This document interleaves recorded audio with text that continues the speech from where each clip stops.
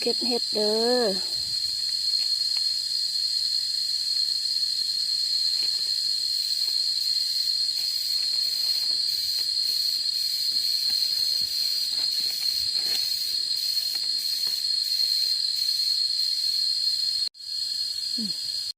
ดอกนึงจุ่มต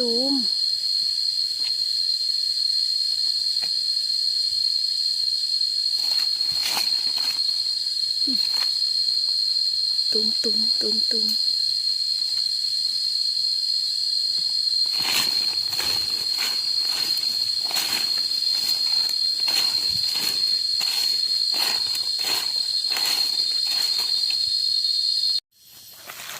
ดอกนึงขาว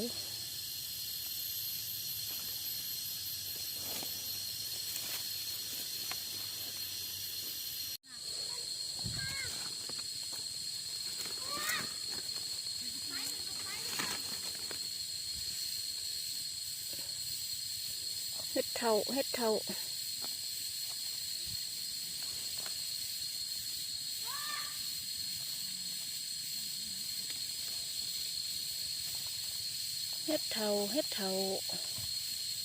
เนี่ย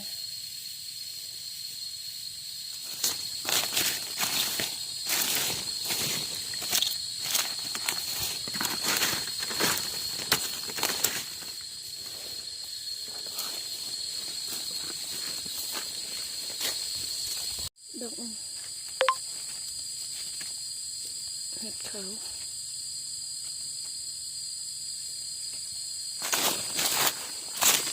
เห็ดขาว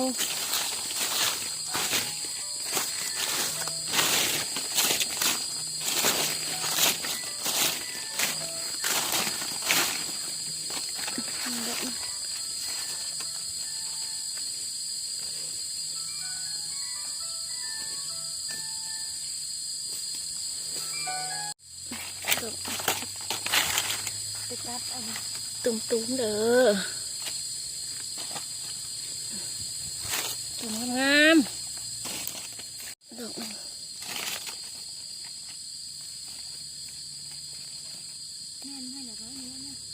บุได้เอาขาตั้งกล่องมาเลยดอกตุ่มงาม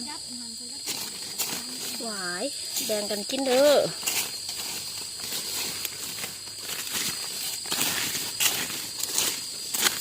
ออกมาเลย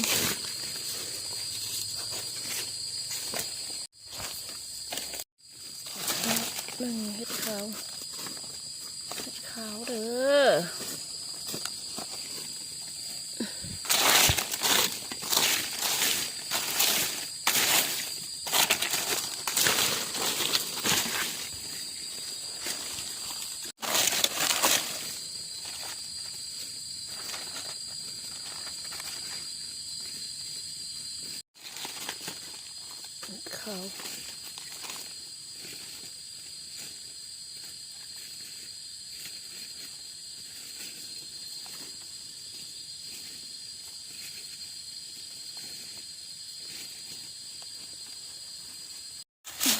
ขาวเห็ดขา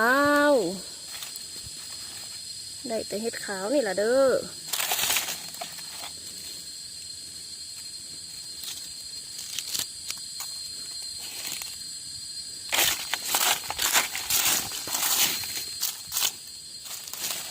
ตุ่ม